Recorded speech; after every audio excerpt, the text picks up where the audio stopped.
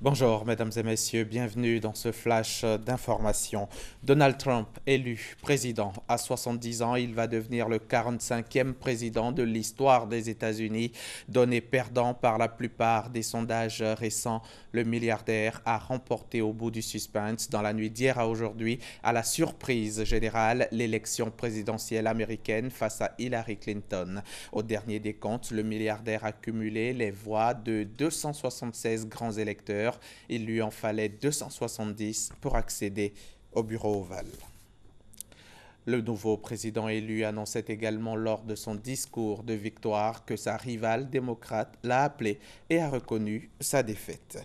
Toujours en bref, la présidence palestinienne, elle, appelle Donald Trump à œuvrer à l'établissement d'un État palestinien.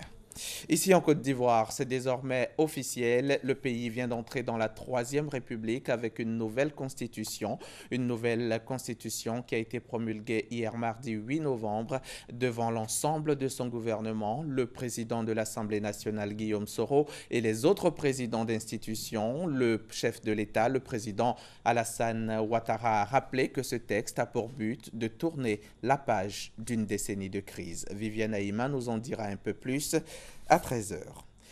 Éclairer l'Afrique, nourrir l'Afrique, transformer l'Afrique et intégrer l'Afrique afin d'améliorer la qualité de vie des Africains, voilà les 5 chantiers inscrits dans l'action du président de la BAD dès sa prise de fonction en septembre 2015.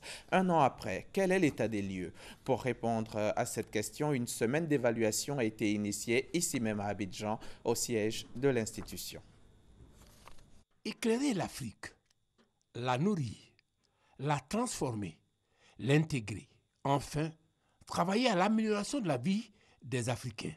Voilà les 5 priorités ou top 5 du Nigérien Akivumi Adesina, président du groupe de la BAD. Elles ont été soulignées en septembre 2015 lors de sa prise de fonction.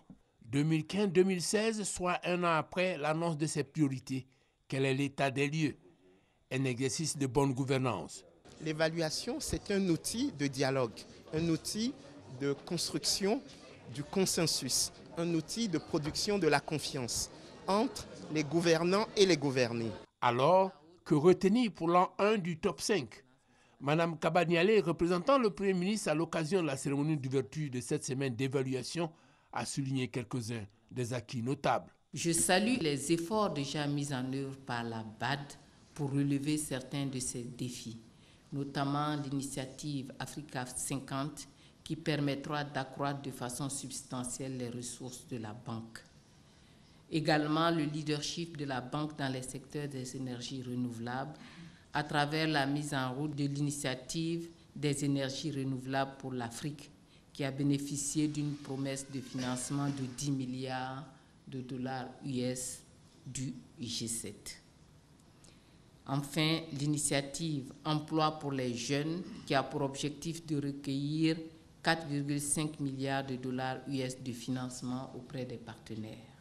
Un panel de haut niveau est venu passer au crible les acquis mais aussi les insuffisances et saluer la pertinence de l'exercice. Nous avons grand espoir sur ce travail qui est fait par la Banque africaine de développement, de sorte que nous puissions être exemplaires et que nous puissions répondre aux défis de la transformation structurelle des économies africaines. Jeudi prochain, 10 septembre, ce sera au tour de la composante 5, améliorer la qualité de la vie des Africains, de subir l'analyse des spécialistes et autres experts de la vie socio-économique de l'Afrique invités à cette rencontre.